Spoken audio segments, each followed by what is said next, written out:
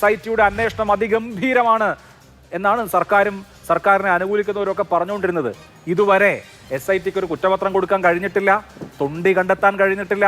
ആകപ്പാടെ ഒരു 416 ഗ്രാം സ്വർണം, അത് തന്നെ ശബരിമലയിലേതാണോ എന്ന് ഉറപ്പില്ലാത്ത സ്വർണം, ഇതാണ് SITക്ക് ഇതിനകം കണ്ടെത്താൻ കഴിഞ്ഞിട്ടുള്ളത്. പ്രതികളായിരുന്നവർ, അറസ്റ്റ് ചെയ്യപ്പെട്ടവർ സ്വാഭാവിക ജാമ്യം നേടി പുറത്ത് ഇറങ്ങുകയാണ്. കോടതി ചോദിക്കുന്നു എന്താണ് ഈ സംഭവിക്കുന്നതെന്ന്. ജനങ്ങൾ എന്ത് ചോദിക്കണം? ഇതെന്ത് അന്വേഷണമാണ്?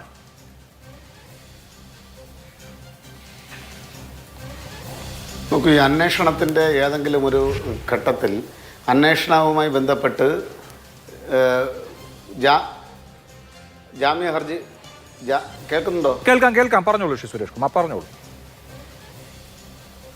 ജാമ്യ ഹർജി പരിഗണിക്കുന്ന കോടതിയാണോ അല്ലെങ്കിൽ മറ്റേതെങ്കിലും കോടതിയാണോ എന്നുള്ളതിനെ സംബന്ധിച്ച് പരിശോധിക്കപ്പെടേണ്ടതാണ്. അത്തരത്തിൽ കോടതി ഏതെങ്കിലും രൂപത്തിലുള്ള പരാമർശം നടത്തിയിട്ടുണ്ട് എങ്കിൽ അത് ഈ അന്വേഷണവുമായി ബന്ധപ്പെട്ട് കൃത്യമായി അന്വേഷണ പുരോഗതി സീൽഡ് വെച്ച കവറിൽ ഏൽപ്പിക്കുന്ന അല്ലെങ്കിൽ അതിന് നേതൃത്വം വഹിക്കുന്ന ദേവസ്വം ബെഞ്ചിൻ്റേതായിട്ട് വന്ന പരാമർശമല്ല ഇത്. അങ്ങനെ ഇരിക്കെ ഇത് സമൂഹത്തിനകത്ത് നമുക്ക് കരുതുന്ന നിലയിലേക്കുള്ള അന്വേഷണം നടക്കുന്നില്ല എന്ന രൂപത്തിൽ, ഇത് ഏതെങ്കിലും രൂപത്തിൽ വീഴ്ചയുണ്ടായാൽ അത് മുഴുവനും സർക്കാരിൻ്റെ ഭാഗത്ത് കെട്ടിവെക്കുന്നതിന് വേണ്ടി, സർക്കാരിൻ്റെ ചുമലിൽ കെട്ടിവെക്കുന്നതിന് വേണ്ടിയിട്ടുള്ള വളരെ ബോധപൂർവമായ പരിശ്രമമാണ് ഇപ്പം നടന്നുകൊണ്ടിരിക്കുന്നത്. ഇത് ശരിയായൊരു പ്രവണതയല്ല. ഒരിക്കലും അന്വേഷണവുമായി ബന്ധപ്പെട്ട് ഏതെങ്കിലും രൂപത്തിലുള്ള ബാഹ്യ ഇടപെടൽ ഉണ്ടായോ എന്നുള്ളതിനെ സംബന്ധിച്ച് വ്യക്തമാക്കേണ്ടത് അന്വേഷണത്തിന് മേൽനോട്ടം വഹിക്കുന്ന ഹൈക്കോടതിയുടെ ദേവസ്വം ബെഞ്ചാണ്. യഥാർത്ഥ വസ്തുത എന്നിരിക്കെ ജാമ്യ ഹർജികൾ പരിഗണിക്കുന്ന ജസ്റ്റിസ് എസ് ബദറുദ്ദീൻ ഹൈക്കോടതിയാണ് എന്നിപ്പോ നിങ്ങൾ അംഗീകരിക്കില്ല. എനിക്കറിയില്ല. അദ്ദേഹം ആവർത്തിച്ച് ഈ കാര്യങ്ങൾ ചൂണ്ടിക്കാണിക്കുന്നുണ്ട്.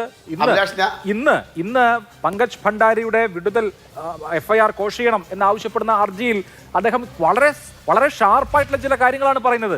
നോക്കൂ ശ്രീ D സുരേഷ് കുമാർ, എന്തുകൊണ്ട് അന്വേഷണ സംഘത്തിന് ഒരു ബ്രേക്ക് ത്രൂ ഉണ്ടാവുന്നില്ല? ഈ ആകപ്പാടെ 474 ഗ്രാം സ്വർണവും കെട്ടിപ്പിടിച്ചുകൊണ്ടിരിക്കുകയാണ്. ഇതിനു വേണ്ടിയിട്ടാണോ ഇത്രയും വലിയ കൊള്ള ശബരിമലയിൽ നടന്നത്?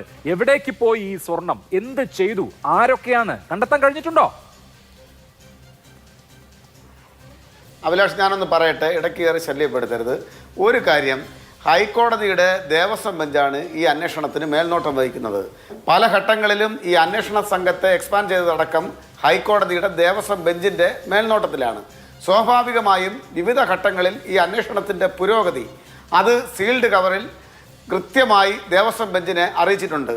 ദേവസ്വം ബെഞ്ച് ആ സന്ദർഭത്തിലൊന്നും തന്നെ അവരുടെ അസംതൃപ്തി പ്രകടമാക്കിയിട്ടില്ല.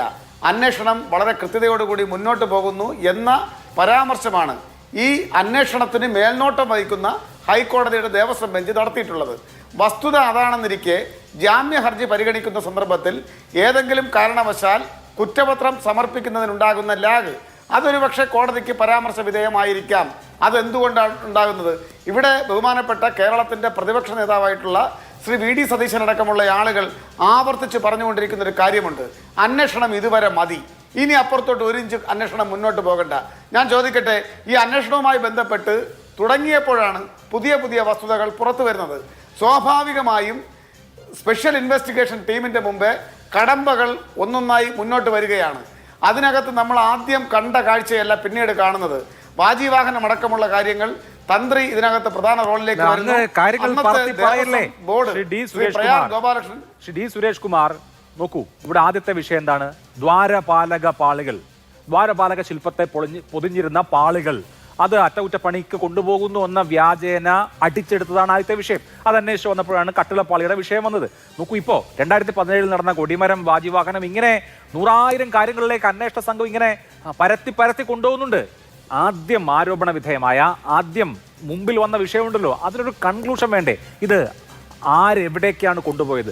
ആര് എന്നുള്ള കാര്യത്തിന് ഉത്തരവുണ്ട്. ഉണ്ണികൃഷ്ണൻ പോറ്റി എവിടെ എന്നുള്ള കാര്യത്തിന് ഇതുവരെ ഉത്തരവില്ല. ഈ കണ്ടെത്തിയിരിക്കുന്ന ഗോവർദ്ധനിൽ നിന്ന് കണ്ടെത്തിയിരിക്കുന്ന 474 ഗ്രാം അല്ലല്ലോ അവിടെ നിന്ന് നഷ്ടപ്പെട്ടിട്ടുള്ളത്. അപ്പൊ ബാക്കി സ്വർണം എവിടെ? എന്താണ് ഇതിന്റെ കഥ? ഇത് ആദ്യത്തെ പ്രാഥമികമായ വിഷയത്തിൽ ഒരു കൺക്ലൂഷൻ ഉണ്ടാക്കാൻ കഴിയാത്തത് കൊണ്ടാണ് ആ കേസിൽ കുറ്റപത്രം കൊടുക്കാൻ കഴിയാത്തത്. കുറ്റപത്രം കൊടുക്കാൻ കഴിയുന്ന സ്റ്റേജിലേക്ക് അന്വേഷണം എത്തിക്കാൻ കഴിയാതിരിക്കുന്നതും മുഴുവൻ കാര്യങ്ങളിലേക്കും പരന്നുപോയി അന്വേഷിക്കുന്നതൊക്കെ SITയുടെ സ്വാതന്ത്ര്യത്തിൽപ്പെടുത്തണോ?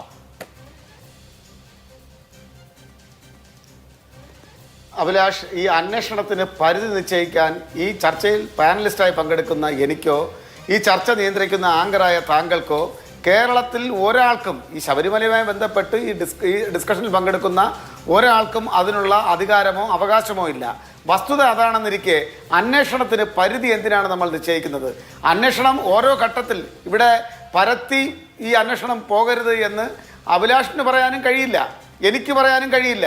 ബന്ധപ്പെട്ട കേരളത്തിൻ്റെ മുഖ്യമന്ത്രി പോലും ഒരു ഘട്ടത്തിൽ വാർത്താ സമ്മേളനം നടത്തി പറഞ്ഞു, ഈ അന്വേഷണത്തിൻ്റെ ഒരു ഘട്ടത്തിലും സർക്കാർ ഇടപെടുന്നില്ല.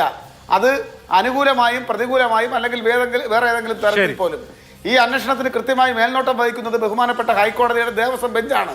വസ്തുത അതാണെന്നിരിക്കെ നമ്മൾ സമൂഹത്തിനകത്ത് തെറ്റിദ്ധാരണ ഉണ്ടാക്കുന്ന വിധത്തിലാണ് ഈ രൂപത്തിലുള്ള ചർച്ച സംഘടിപ്പിക്കുന്നത്.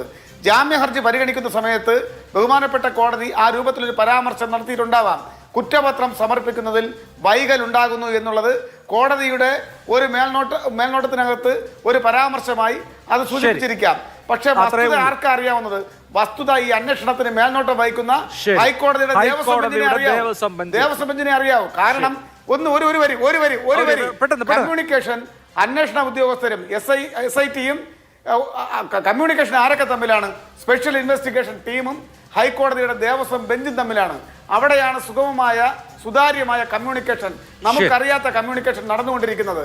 അവിടെ അന്വേഷണത്തിന് പരിധി നിശ്ചയിക്കാൻ പ്രതിപക്ഷ നേതാവിനോ കോൺഗ്രസ് നേതാക്കന്മാർക്കോ മാധ്യമ പ്രവർത്തകർക്കോ പാനലിസ്റ്റായി ചർച്ചയിൽ പങ്കെടുക്കുന്ന നമുക്കോ അധികാരമോ അവകാശമോ ഇല്ല എന്നുള്ള വസ്തുത നാം മനസ്സിലാക്കി വേണം ഈ ചർച്ചയിൽ മുന്നോട്ട് പോകാൻ.